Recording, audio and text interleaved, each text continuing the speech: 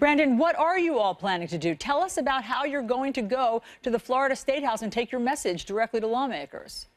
So I was actually there yesterday, and I lobbied for 8 hours, minus the 30 minutes I took to have lunch. And basically, I came up with a 3-point plan to tell congressmen, and basically I spoke to Representative Smith, Representative Oliva, and I told them my plan. First, gun control. Support Representative Smith's plan to ban assault weapons. We do not need these weapons. These are weapons meant for killing and attacking people, not for defense. The Second Amendment is the only thing that opposes it, and it's a good amendment. However, we don't need to have these things. We already have limitations, such as the age to buy guns and things like that. So by having, and we already have machine guns banned and things like that. Yeah. So why can't we ban these weapons of mass destruction and murder in order to save lives? So that was the first thing.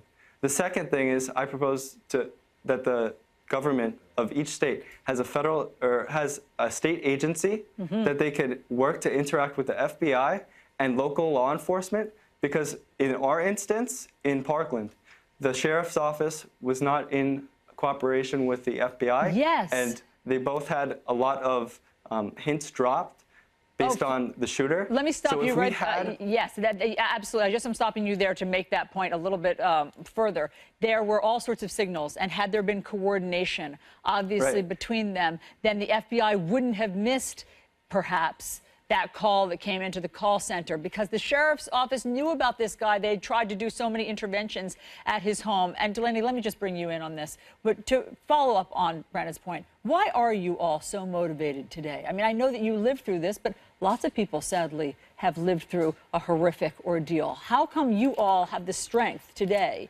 to be able to go and do what you're doing today in front of the state legislature? Well, I think that we come from a place where we have the ability to speak out about this, and I'm sure that many other people who have been through similar situations have wanted to speak out, but we come from an affluent school. We are all very well educated on government and policy, so we were being given this platform, and it felt wrong to not take advantage of it. And ultimately, we know that we're in a place where we can speak out, where we can try to make that difference, so we're taking advantage of it. Look, I mean, I started talking to you guys when we were there just in the hours after this massacre happened, and obviously you're all exhausted, but you haven't taken your foot off the gas. How are you coping with all of this?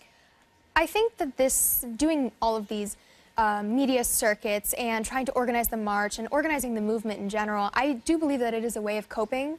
It is a way of us realizing that the only way that we're going to heal, the only way that we're going to feel better is knowing that other people won't have to go through what we go through. Because ultimately, though our innocence has been taken from us, other people still can be protected. And I do want to talk about your innocence being taken away from you in a second. But Brandon, tell us how it's working. I mean, look, you heard Jack Kingston there, the congressman, say that basically he didn't think you all could organize on your own. So how are you getting these buses to go to the state capitol? How are you all getting your message out so effectively and forcefully? Well, before I answer that, I'd like to just finish the tell us your 3 third points point. So just to go back on the second point, so that intermediate area, the agency can really be useful because it could interlock the federal government, state government, and local government, so they're all in cooperation. So valuable, and yes.